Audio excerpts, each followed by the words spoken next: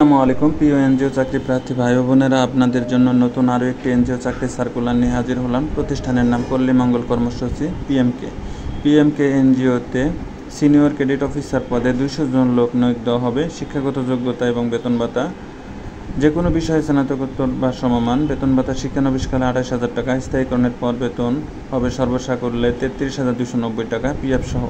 অভিজ্ঞতা ও বয়স, কম্পিউটার পরিচালনায় বেসিক ধারণা থাকতে হবে, অভিজ্ঞতার প্রয়োজন নেই।